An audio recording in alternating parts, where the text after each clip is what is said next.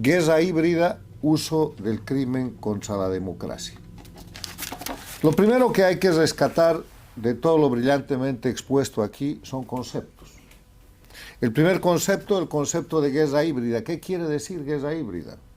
La guerra híbrida es una agresión, es un conflicto que se realiza por métodos convencionales y no convencionales, con el objeto de debilitar al adversario, socavar su resistencia y destrozar su sistema institucional, que tiene además el elemento de que los agresores pueden negar la agresión. O sea, la guerra híbrida, que está en plena ejecución en este siglo en las Américas, es una forma de agresión.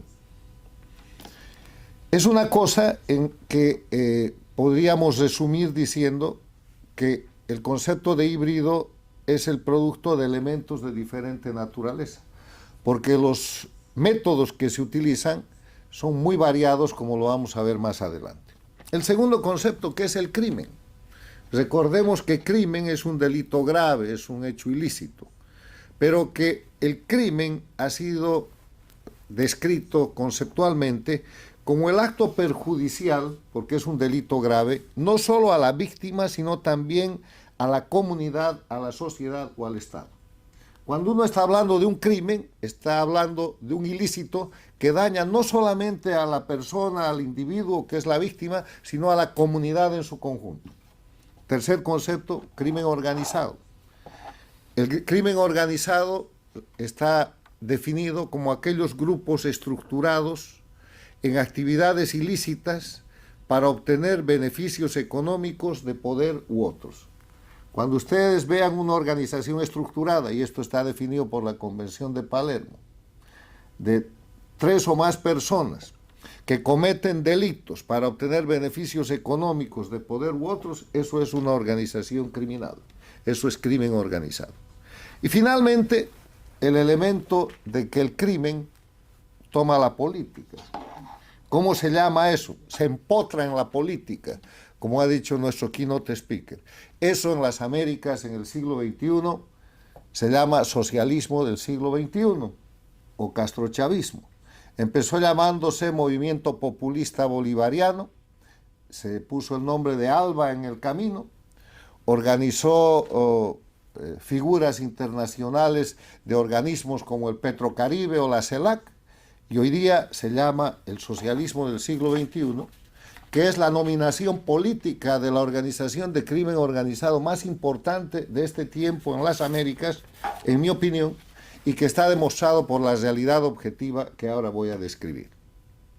La realidad objetiva muestra que el crimen empieza a tomar el poder político efectivamente a partir de 1999, cuando Hugo Chávez toma la presidencia de Venezuela, acude a salvar a la dictadura más antigua, la única en ese momento, la de Cuba, con Fidel Castro, que agonizaba, y ponen en marcha un proceso que 25 años más tarde tiene 4 dictaduras en el modelo cubano, Cuba, Venezuela, Bolivia y Nicaragua, y tiene 4 gobiernos paradictatoriales que son democracias sometidas y al servicio de esas dictaduras, que son México, Brasil, Colombia y Honduras, con Chile oponiéndose a esa condición en el tema de Venezuela, pero totalmente sometido a la dictadura cubana, respecto a la que guarda un gran silencio y además acciones de colaboración.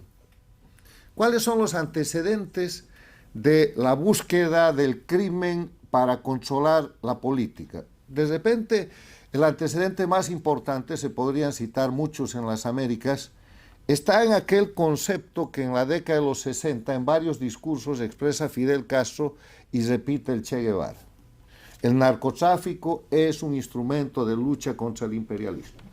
O sea, el delito más importante en contra de la juventud, en contra de la sociedad, en contra del ser humano, que es el narcotráfico, ya sancionado en ese momento por la Convención de Viena de 1960-1961, es proclamado por el dictador de Cuba como el instrumento de lucha contra el imperialismo.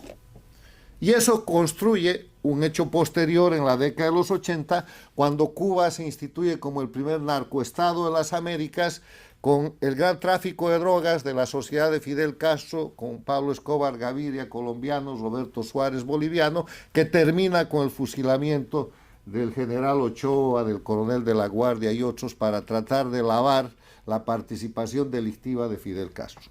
Esos son antecedentes. Pero también hay un antecedente respecto a otro tipo de uso del crimen como guerra híbrida, y es el caso del Mariel.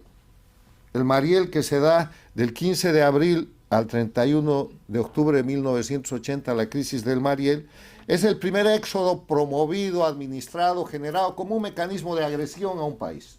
125,000 personas penetrando a los Estados Unidos y un conflicto internacional, expresión de guerra híbrida que podemos ponerlo para la historia. Pero en el siglo XXI, no solo Estados Unidos es el agredido.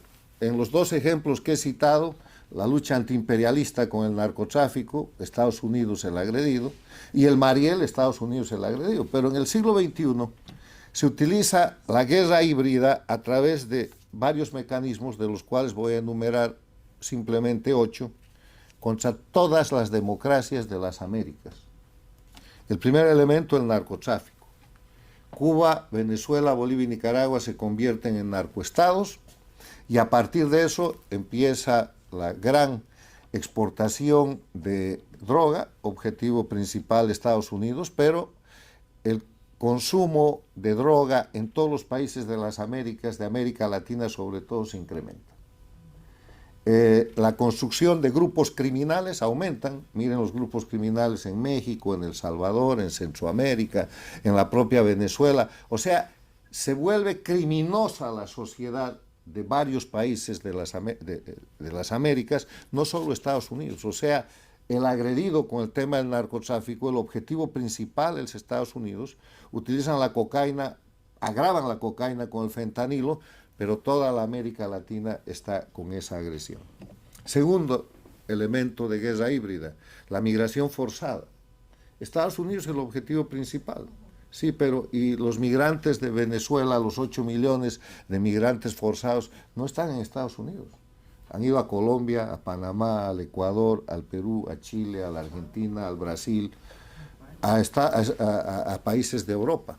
Quiero recordarles, nada más para que vean la gravedad de esto, el conflicto que se presentó el año pasado en la frontera entre Perú y Chile, donde había un grupo de varios cientos, tal vez miles de venezolanos, que ni Perú ni Chile querían, y los tenían en la frontera. Quiero recordarles que las economías de Colombia, del Ecuador, de Perú, de Chile, de Argentina, se han recalentado por la llegada de migrantes, porque nadie está preparado para recibir miles o cientos de miles o millones de migrantes que terminan por afectar no solamente el problema social, el problema económico, el de empleo, el de salud, sino también el problema social, por de buena voluntad que se los quiera recibir.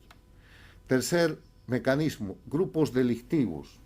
¿Les suenan los nombres? Tren de Aragua, la Mara Salvatrucha o MS-13, los carteles de Sinaloa, de Jalisco, de los Zetas, del Golfo, grupos criminales en el Brasil, en la Argentina, que se han transnacionalizado, pero se han transnacionalizado con el auspicio de las dictaduras del socialismo del siglo XXI, porque si no hubiera esa permisión, no habría posibilidad de una operación que no tiene precedentes en el ámbito de la expansión transnacional de los grupos delictivos ordinarios.